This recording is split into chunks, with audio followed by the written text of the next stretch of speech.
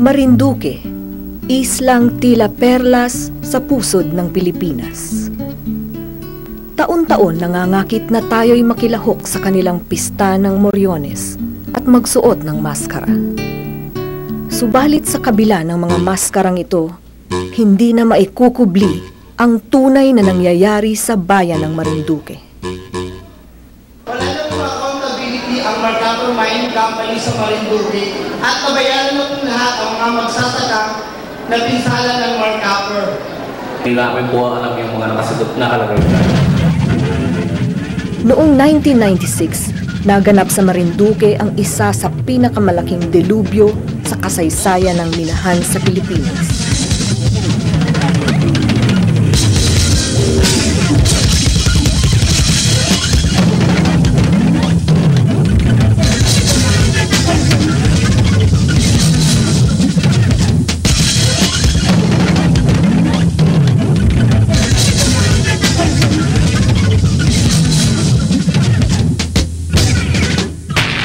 Tinagurian itong Marcaper Disaster sa dyaryo, sa telebisyon.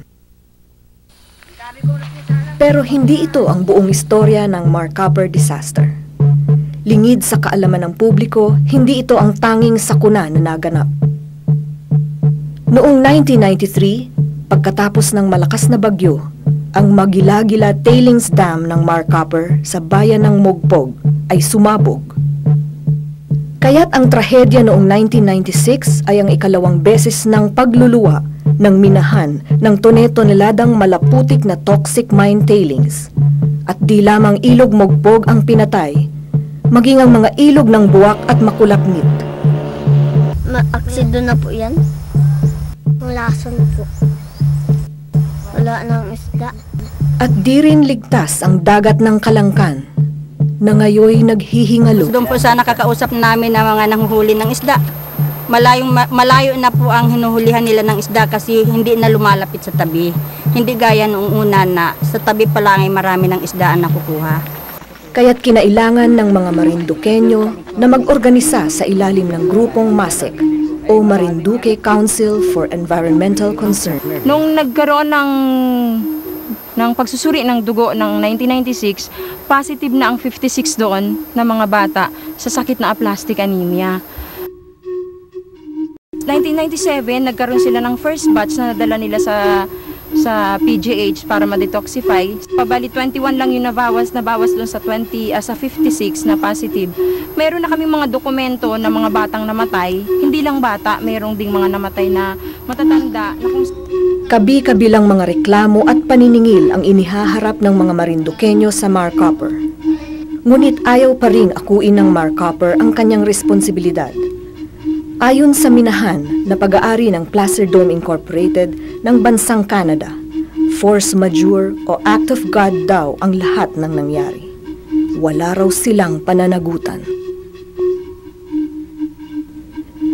Kaya't ito naman ang mulit-muling pakiusap ng mga Marinduqueño sa Placer Dome at sa pamahalaan.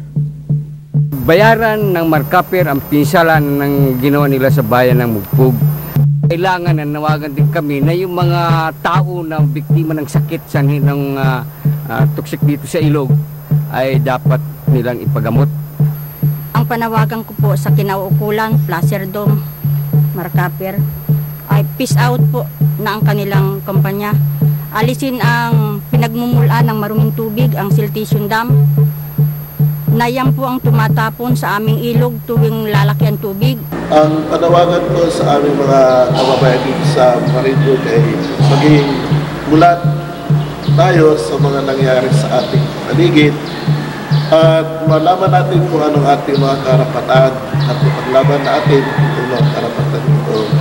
Dahil taliwas na taliwas ang loob ng Diyos na tayo maghirap dahil sa yaman na likas na bigay niya sa atin. Sana naman ang ating mga tao, ang lalo tigit ang pamahalaan, namiminuno sa ating pamahalaan ay huwag magbulag-bulagan.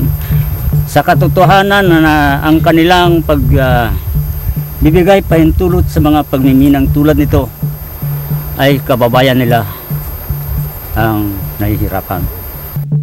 Pilipino ang nagdurusa, dayuhan ang nagtatamasa.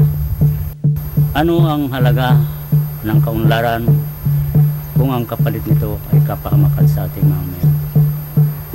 Buti pa, huwag na tayong magbina. Para naman tayo laging tahimik at wala tayong pangamba.